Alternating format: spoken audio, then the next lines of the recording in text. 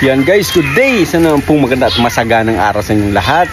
At sa araw pong ito ay pakita ko sa inyo na medyo nabalot ko na po lahat, halos nabalot ko na yung lahat ng ubas ngayon dito. Yan, kasi alams na binibisita na po ng mga ibon. Yan guys, oh. Lalo po ito mga painog na ito, medyo ano po, masyado ng maraming bumibisitang ibon dito sa aming ubasan. Yan guys, oh.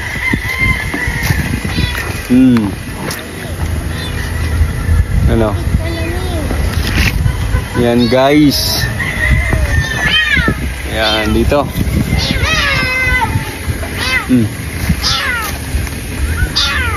Yan, dami guys.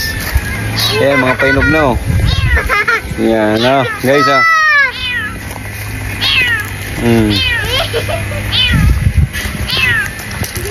Maraming nagsasabi na ito raw si Nonoy ay ayaw magpa-video. Yan, oh. Yan. Oh, pugi yan, mas pugi pa ako niyan.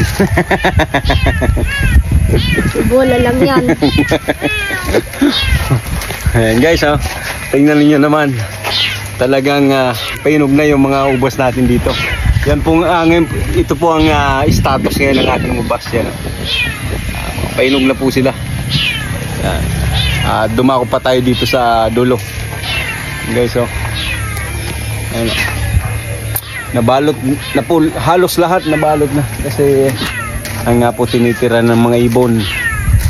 At baka wala na tayong tawag yan, makuwang prutas kung lahat kakainin ng mga ibon. Yan guys, oh.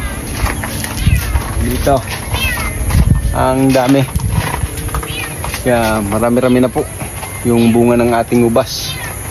Yan, oh, hanggang dun po yan sa dulo. Kita nyo naman guys, oh. Ang dami.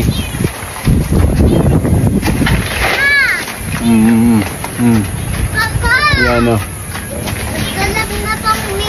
Apo. Ano?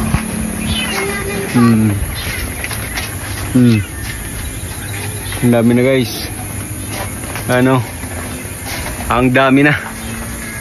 Ang dami pong bunga sa ngayon. Ano? Kaya hanggang dito muna guys. Kung nagustuhan nyo po ang video ito, type naman ng sa comment section ang yes kung nagustuhan nyo po ang video nito. Yan, happy grapes farming po sa lahat. Bye bye, have a nice day.